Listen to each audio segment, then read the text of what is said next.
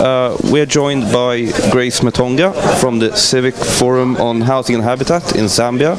I'm wondering maybe if you could just start by describing your work in Zambia. Okay, thank you so much. I think I've already been introduced as Grace Mtonga from Civic Forum on Housing and Habitat Zambia. This is a platform of civil society organizations that are working in housing and human settlement issues in Zambia. We try to look at what are the challenges in communities, how best can we help transform these communities. We look at several areas that constitute the governance of the community, so we start from the politicians, the local leadership, and also to just build the capacities of these communities to be able to handle their challenges. Okay, and could you maybe describe how you got started with this? Okay. How long has the process been? Okay. The Civic Forum on Housing and Habitat was actually born in the year 2007. I will take you back to the history of Zambia. Zambia got its independence in 1964, and thereafter we had one-party state with one leadership, and at that time housing was being provided by the state and also the institutions. We had some form of revolution. In 1991 we had the multi-party democracy that came into play, and in 1995 the policy was changed. Most of the housing units were being sold to tenants, and this was under a policy that was called People's Empowerment to Shelter or Ownership of Housing. Now what happened was, after these housing units were sold out at a very low rate, there was no feasible plan to start rebuilding. So what happened in the long run is there were no more institutional houses, and people kept on moving to the urban areas with the hope of having a better life, a better future. So now there was no housing, so they ended up in the informal settlements where they were building structures which they could afford. And when I talk about structures which they could afford, this is structures that are not approved, because all urban development in Zambia is guided by what we call the Town and Country Planning Act. And the Town and Country Planning Act did not recognize structures that are built out of any kind of material. It could be plastic, it could be metal, but they had to be approved by the councils. So what the Town and Country Planning states is that any illegality you demolish.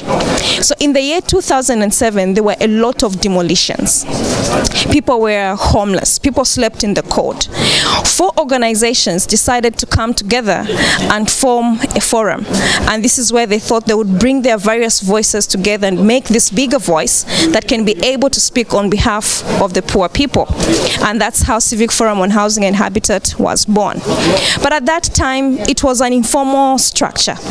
In the year 2009 we effect came on board and helped establish Civic Forum, and in 2010 it became a legal entity which was registered and had its office and became operational. And from 2010 to today, Civic Forum has grown from the initial 7 members to 24 members that we are to date. So that's how Civic Forum was born, and we have continued to lobby, because ours is to lobby for pro-poor housing policies. And our mission is to have a Zambia where each and every member has access to decent shelter. So that's how we have been operating, and we've been participating in the legal reforms, because right now our country is going under legal reforms in almost everything. And as you may be aware, we're also reviewing our national constitution, we're reviewing our housing policy, we're reviewing our land policy, and Civic Forum has facilitated the participation of the general citizenship to be able to make an input. So we are working with the organizations. These organizations have got community structures on the ground, and these community structures relate with the community people.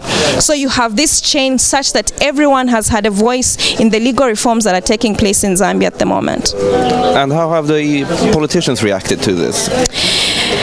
At first, like every politician, politicians want to be powerful. Politicians want to be heard. At first, they did not like the idea. We sometimes were referred to as the opposition, because now Zambia is a democracy. We were being referred to as the opposition.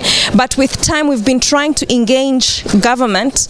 We'll present our ideas to them. So right now, we're like a cooperating partner to government.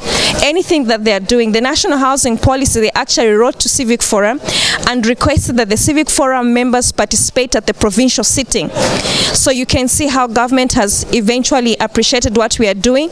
And for world events, the government will write to Civic Forum, like the World Urban Forum, which looks at the issues of urbanization, the challenges and recommendations. Government wrote to Civic Forum seeking our participation. So they have appreciated who we are and also our input into the developmental process towards human settlement and housing development. And one final question then. As it was brought up on the seminar, lobbying in Sweden is more associated with big companies and big organizations. We don't really think about lobbying from the ground up. So do you think we can learn anything from your experience in Zambia that can be applied to here as well? Yes, I think there has been a tendency of thinking the elites, the educated, the rich, or those that have access to resource have the answers. It is wrong. This is why you found that much of the development aid has somehow failed, because people have not appreciated what is it that is happening at the ground. So the starting point is, let us start from the bottom up approach. The up-bottom approach will fail you somewhere, because people who have the challenges, people who are experiencing the pain, they understand where it hurts the most. I'll give an example. I'm the patient. I go to the clinic. Even if you are a super science doctor, if I've not told you what my problem is, you diagnose my problem wrongly. So lobbying should start from the ground. What are the issues? How much do the people understand the issues? What we should be able to do is to be able to help people appreciate the intensity of their problems at a local level. It's also important to ask people on the ground, what do they think would be the solutions? Then we can bring our technical expertise, the knowledge that we have, and share with them. I think that way you find that lobby and advocacy becomes a better way of addressing issues, or putting things across, or fighting for the change that we all seek to see.